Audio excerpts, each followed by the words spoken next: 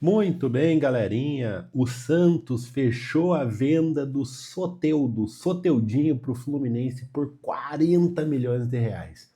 E esse é o maior negócio do futebol brasileiro em 2025, pelo menos até aqui, disparadamente. E aí eu vou te convidar para pensar um pouquinho sobre essa baita jogada que o Santos fez, que parece ter sido um acerto milagroso no meio de tanta besteira que tem feito. E vamos refletir sobre isso. O Santos tinha um jogador no seu elenco até agora que é muito habilidoso, muito individual para suas jogadas, coletivamente não é um cara que decide em prol do time, ele é um cara de pegar a bola, ir para cima do adversário, se deu certo, beleza, se não deu certo, ele não é um cara que vai ficar movimentando o jogo, ele não é um ganso que vai girar o jogo ali pro time, desafogar uma jogada. É um cara totalmente incisivo que pega a bola, vai para frente, para cima do adversário e tenta finalizar ou tenta decidir a jogada.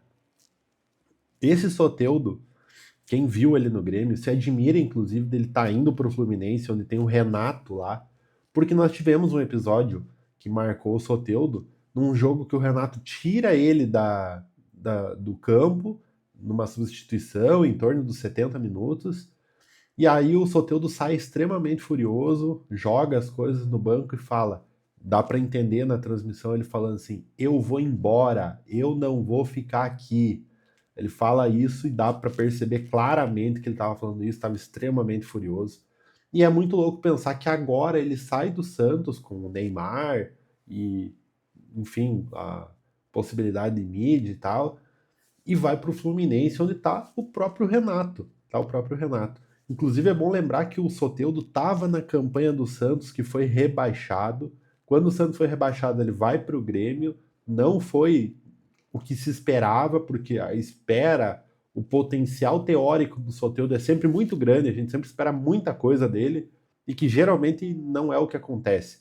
É sempre aquele cara que a gente olha e fala assim: poxa, se o Soteldo jogar o fim da bola, ele resolve o jogo.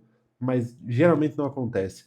E aí ele sai do Santos rebaixado, o time vai para a segunda divisão, ele vai para o Grêmio, ele tem um ano bem instável, não consegue desempenhar ali muito bem, volta para o Santos, depois do Santos voltar para a Série A, o Santos começa de novo num desempenho trágico na Série A, e de novo agora parece que flertando com a possibilidade de rebaixar, o Soteldo vai embora. Eu tenho certeza que é a última passagem do Soteldo no Santos, ele não vai deixar muita saudade, e vai agora para um Fluminense em reconstrução, pós-Diniz, pós-Mano, que agora o Renato tem acertado um pouco mais o time, parece ter se estabilizado um pouco mais. O que dá para esperar do Soteldo no Fluminense? Por enquanto, pouca coisa, afinal ele chegou machucado, o anúncio foi um anúncio duplo, inclusive, né? Uma das coisas mais bizarras que a gente vê um anúncio desse no futebol brasileiro, dizendo que foi pago 40 milhões de reais no jogador. O jogador chega para o Mundial de Clubes, onde o time obviamente vai precisar muito, porque não tem um elenco tão poderoso assim, mas o cara tá machucado. O cara tá machucado e só vão poder contar com ele se o time conseguir passar da fase de grupos, porque ele só deve voltar depois. Então, assim, gente, é absurdo. O que fez o Mário Bittencourt, presidente do Fluminense, é inexplicável para o torcedor do Flu. É inexplicável imaginar uma situação dessas, justamente num clube que categoricamente fala: nós precisamos vender os nossos jogadores da base, precisamos vender os nossos jogadores que estão vindo para conseguir equilibrar as contas, porque nós não temos dinheiro. Mas aí agora vai lá e paga 40 milhões de reais num cara que não tá jogando, um cara que tem tido um desempenho pífio nos últimos 2 ou 3 anos e que chega machucado no momento que o time mais precisa dele. É inacreditável. É basicamente o presidente e a staff do clube botar um alvo nas próprias costas e falar: torcedor, pode me xingar. Eu tô te dando aqui o aval, pode xingar à vontade, pode falar que vocês têm total direito. Não dá para entender, a não ser imaginar que esse negócio tenha sido muito bom para o próprio Soteldo e talvez para o empresário dele ou algum intermediador do negócio que tenha tido algum tipo de vantagem, porque não tem como explicar. Ah, o Renato pediu o Soteldo? É bem possível, é bem possível. Apesar daquele episódio que eu comentei, o Renato gosta de jogadores incisivos lá na frente, gosta de trabalhar muito forte com os pontas, e o Soteldo encaixa muito bem nisso quando teoricamente está jogando, quando está fazendo esse papel. Né? Mas é difícil imaginar que é um cara que vai decidir o jogo como um Germancano, por exemplo. A torcida do Fluminense está acostumada com um jogador como o Cano, está acostumada com um jogador como o Ganso, que movimenta o jogo coletivamente. E o Soteldo ele não é nenhum desses dois. Então eu desejo muita sorte, muita esperança para quem sabe a gente veja agora a promessa Soteldo de fato jogar. Ele é um jogador que até agora ele é uma promessa que parece não ter deslanchado.